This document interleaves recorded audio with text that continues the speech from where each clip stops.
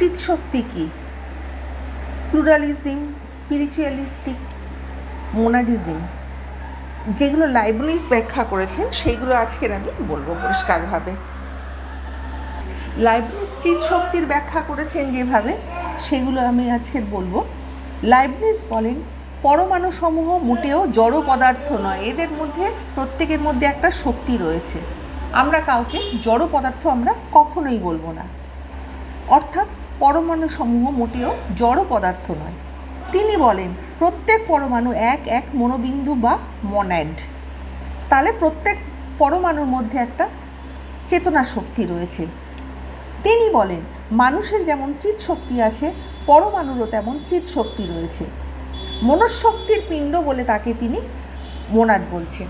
কারণ শক্তি মনের বেশি থাকে, কারোর কম থাকে, কারণ মানে একেবারে থাকে না, তিনি সেইটা কখনো বলেননি। তিনি বলেছেন যে মোনাড, চিৎ শক্তি, মনঃশক্তি এটা রয়েছে, কম বেশি এই রকমভাবে তিনি বর্ণনা করছেন।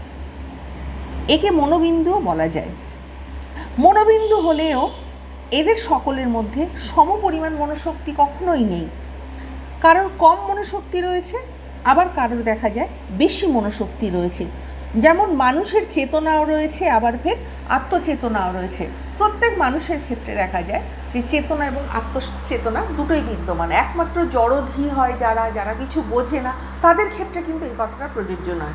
কিন্তু মানুষ বলতে বোধগম্য সম্পন্ন হবে, তার একটা আত্মচেতনা থাকবে, যেটা কিন্তু পশু পাখিদের থেকে সম্পূর্ণভাবে আলাদা হবে।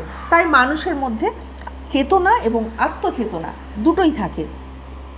কিন্তু পশুদের মধ্যে শুধু চেতনা রয়েছে, আত্মচেতনা নেই, কেননা পশুরা তারা ওইভাবেই তৈরি হয়েছে। আবার গাছ, পাতা, ফল, ফুল এদের চেতনা রয়েছে, কিন্তু সেটা খুব কম পরিমাণে, সেটা না চেতনা থাকার মতো, অর্থাৎ সেটাকে অবচেতনার সমতুল্য বলা হয়। জগদীশচন্দ্র বোস যেভাবে পরীক্ষা করে তিনি বলেছিলেন, অনেক পরীক্ষা করলে তখন সেটা বোঝা যায় তাদের মধ্যে চেতনা রয়েছে, কিন্তু সেটা অবচেতনার সমতুল্য। আবার জল, বায়ু, অগ্নি প্রভৃতি এগুলো যে সকল জড় পদার্থ, এগুলোর মধ্যেও কিন্তু চিৎ শক্তি রয়েছে, তা কিন্তু অবচেতনাও বলা যাবে না। মানে সব কিছুর মধ্যে চিৎ শক্তি রয়েছে, একে অবচেতন চেতনা বলা সঙ্গত হবে। সুতরাং এই সবের মধ্যে যে সকল শক্তি রয়েছে সেগুলো হচ্ছে অবচেতন চেতনা। জল, বায়ু, অগ্নি এগুলোর মধ্যে যেগুলো তাহলে রয়েছে সেগুলোকে অবচেতন চেতনা বলা হচ্ছে। এক কথায় লাইবনিজের মতে একেবারে অচেতন জড় পদার্থ বলে কিছুই নেই। সুতরাং পরিষ্কার হয়ে গেল, এই জগতে আমরা যা কিছু